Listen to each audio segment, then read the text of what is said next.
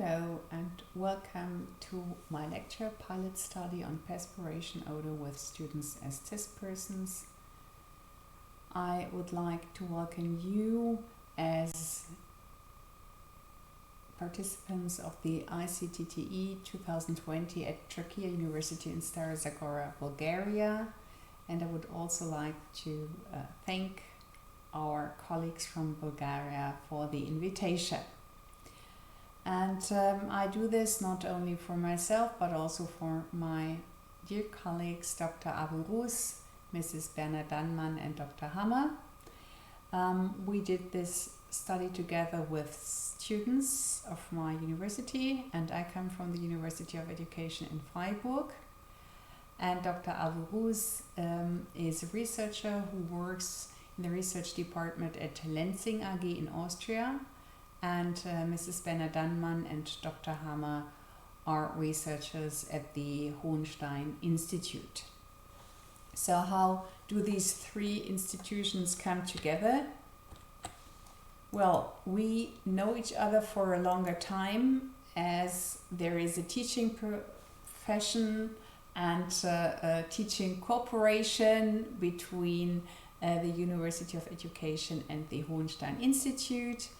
And we know Dr. Aburus from the Lenzing AG as a participant of the ORTEX conferences, so we meet several times for certain conferences on different textile subjects. But of course our background is completely different. University of Education is dedicated to teacher education, that's what we do here, and the Hohenstein Institute is dedicated to textile research and tests, and the Lenzing AG is one of the biggest producers of cellulosic materials. But we had something in mind that we said, well, why don't we use material from the Lenzing AG, test it at Hohenstein, and do some research with students from my institution. And there was this a pilot study that came out as a result. So what does it aim at? The study aims at the evaluation of odor development on different fiber materials after moderate physical activity. And this is something which is in the focus of my students, who are more or less all in sports. The focus is also on investigating the accumulation of odor after repeated use with regard to a possible adhesion of odor-causing bacteria to textiles after washing processes. Unlike green sweat, the secretion of the scent glands, apocrine sweat glands, is alkaline, milky, and less liquid. Apocrine sweat contains mainly fats, liquids, glycoproteins, degradation products of the male sex hormone testosterone, which has a higher concentration in men and a lower in women, and endogenous fragrances, the so-called pheromones. Sweat from children hardly smells at all, but due to the fact that the apocrine sweat glands only becomes active and secrete at the beginning of puberty. And this is interesting for my students who later on will deal also with pupils between 11 to 18. And then most of them are in the puberty or have already passed the puberty. So in the literature, one often finds the lead substances of carboxylic acids as well as volatile fatty acids in connection with the sweat odor and the odor threshold. But there are many more. In the GEN, standard EN 13,725, an odor threshold value is defined as the odor concentration at which, under defined test conditions, 50% of the test persons indicate an odor perception. The composition of the sweat odor is very individual, and even different body parts can play a role. So we tried to follow this question of how to evaluate the odor development on different fiber materials after physical activity and several washing cycles, and how good and bad is the odor removed from different materials through the washing process, and are there accumulations of bad odor with unsuitable washing. The study itself was anonymous and double-blind. The test persons, our students, were given detailed instructions on how to carry out the experiment, which specified the requirements for participation, preparation, and also the experiment procedure. The study was, of course, on a voluntary basis, and it was, as I already said, double-blind and anonymous. And a consent and privacy statement was signed by each student. The test persons were then provided with a questionnaire which they filled in before and after wearing the t-shirts. And the questions were related to the sports activity and the perspiration odor on the patches. We had a kick-off meeting in October 2019 where Mrs. Berner-Dannmann and Dr. Aburuz explained the research question to the students, the survey procedure, and also the data protection.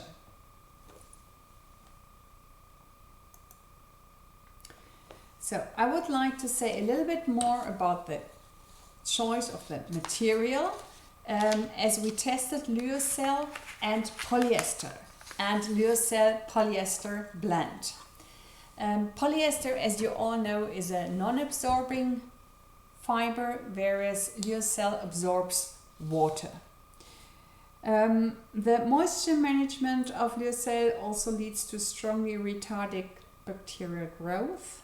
Like all organisms, bacteria need high amounts of accessible water for the growth, and as you can see here in this picture, the water is absorbed by the fibers, so there is nearly no water on the surface, whereas here on the left hand side we have a liquid film of about 2 microns, and this is polyester, which doesn't absorb nearly any water, and so the conditions for bacterial growth are completely different. When a fiber absorbs water, then there is less water available for bacteria, and less water means less bacterial growth and less odor. So, to speak, we expect here a higher amount of bacterial growth, as the water is not absorbed inside the fiber. I would like to demonstrate this by this little film.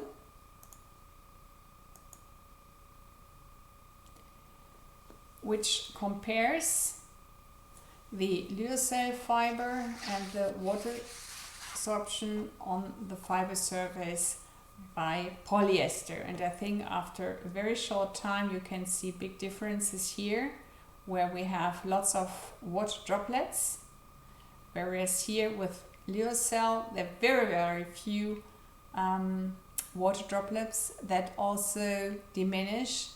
And we can see clearly that the water is absorbed inside the fiber, whereas here the water is adsorbed. This means it remains on the fiber surface.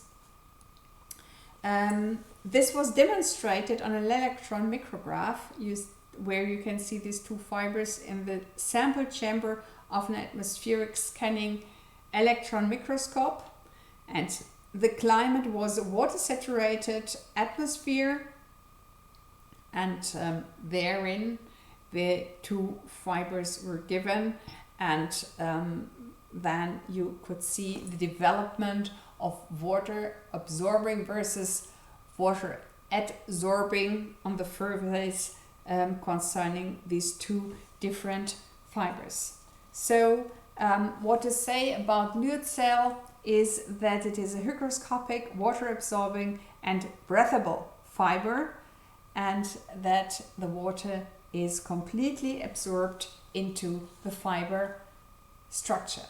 And this means, of course, a big difference when it comes to textile material which is worn under specific conditions when people sweat. Well, I would like to present you the study that started, as I already said, with a kickoff meeting in November 2019. And we had 2 wearing and washing cycles, one before Christmas and one after Christmas. And there was a panel assessment after 5 wearing and washing cycles. This means we sent the patches that were tested to Hohenstein, and there was the panel test. And there was, on the one hand, the odor test by the panelists, and then there was a contact plate test before and after washing. This was also done with a odor test which took place before and after washing. And during the 5 weeks before, also the students tested. They smelled the textiles before wearing and after wearing.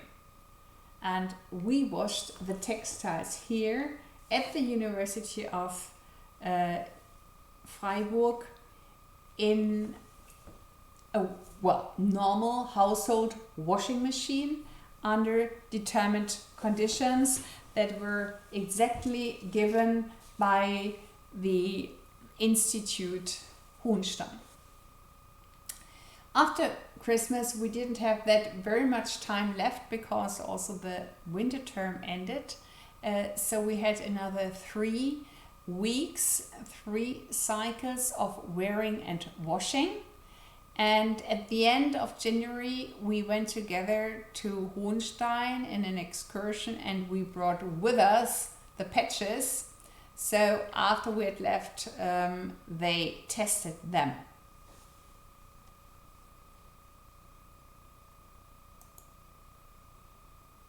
So, who did participate? There were 17 participants, 8 females and 9 males, and they did various sports activities, but it was a lot of gymnastics. What they did, it was mostly indoor as it got very cold and wet, so outdoor activities didn't take place that often. And of course, the students had a different sweating behavior. One sweated more, one sweated less. They were not allowed to use any deodorant, no antiperspirants, and no perfumed care products were allowed to be used in the armpit, just in order to prevent that the odor doesn't occur in the way it would normally do. And the wearing side of the samples was randomized, so the students didn't know what they wore in the axilla because there were the patches located. They all wore these black shirts, but the patches differed in the material, not the t-shirts. They were all made of cotton. And we had the washing cycle in a household washing machine with 40 degrees Celsius and with ECE detergent and linen dried after each wearing cycle.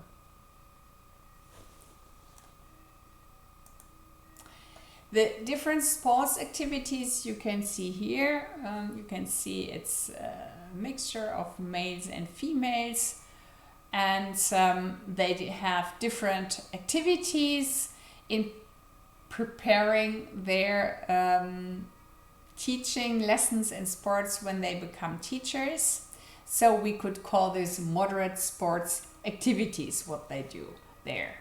and the lessons differ from week to week. So we took several photos of that, what they did. Here in this picture you can see the black shirts and the patches that were used. They all had numbers, and as I already said, the samples were randomized, so nobody knew what he or she was really wearing. But the black t-shirts were all the same. We had different sizes for men and women. It was a single jersey made of cotton, and the patches were fixed under the left or respectively right axilla. Here you can also see the material we used. It was 100% polyester and 100% lyocell, made of also a single jersey and a blend of 50% polyester and 50% lyocell. Once a week we washed the shirts, always after the wearing cycle. We put them all together. We had 2 different sports lessons, and also people did some outdoor activities, but this was really the minority. And they all brought us their shirts with the patches, and we washed it all together with the linen. And well, after these cycles had ended, we sent the patches to Hohenstein for their paneling. And they of course had a professional order paneling, and tested the material with an olfactory evaluation by pure sniff, with reproducible air volume. And they had trained panelists who came and did this test specifically on this material, and they evaluated the patches and the odor intensity of the patches according to the VGI 3882. After the second wearing and washing cycle, we had the opportunity to go to the Hohenstein Institute and take part in this kind of panel test. And for the students, it was the very first time that they could see how such an evaluation is done by professional panelists. And they tried the same. They also evaluated with the same pure sniff. And like this, they were offered the opportunity to get to know the professional equipment for an odor study, and also the way researchers work in this kind of field. This means textile-oriented applied research studies, which are very common for the textile industry and textile institutions. And the students had the opportunity to compare their impressions and also now the impressions of the panelists. And these are the results of the odor intensity after 5 washing and wearing cycles. Then we could compare the results of the students and the ones of the panel assessment. And we can see that with help of the panel assessment, the odor is more intensive than that what the test persons could smell after their sports activities. They're always higher than the one of the test persons, but they are in a certain relation to each other. This means maybe there's also been a bacterial growth after a certain time, that there is a high difference between the evaluation of polyester, but we can see that polyester is more strongly smelled than lyocell and the lyocell and polyester blend. So they seem to be quite similar, and it's interesting that here the blend even has a better result than pure lyocell when it comes to the panelists. And after 8 cycles, we have again the evaluation that the polyester material is evaluated as smelling more strongly than lyocell and the blend of polyester and lyocell. So I would like to come to the conclusion. The study presents a reality-relevant test design, which we find very important because we had this reality-relevant setting with the sports activities in our university, which is typical for many people who do moderate sports activities. And we had the development of lower order on absorbing fabrics, which we already expected, but it was confirmed that the lyocell and lyocell polyester blend had, so to say, better results than the polyester fabric. And this confirms also that in sports shirts we can significantly reduce the odor by blending absorbing fiber into the fabric, and while maintaining the mechanical advantage of synthetic fiber. So the blend seems to be a very good solution to the mechanical advantages and properties sportswear should have, and on the other hand, on the absorbing properties we want or we even need. And what is an additional result is that such a pilot study also offers the opportunity for students to get into research-based learning process. Our students never have the opportunity to see such laboratories or such an odor evaluation setting. So such an invitation and such a varying study is a new experience for them concerning applied textile research, and helps them to understand how the industry works also together with textile institutions, what they have in mind and how they develop innovative textile products. So also concerning their consumer behavior, there might be a certain change because they can see the value of functional textiles that they can have, and that there are of course differences in the materials when it comes to sports activities, and they can make a better choice if they know a little bit about the background of this material. Well, I thank you very much for your attention, and I would also like to thank my colleagues from the Hohenstein Institute and the Lansing AG for supporting and carrying out this study with my students and me. Thank you so much.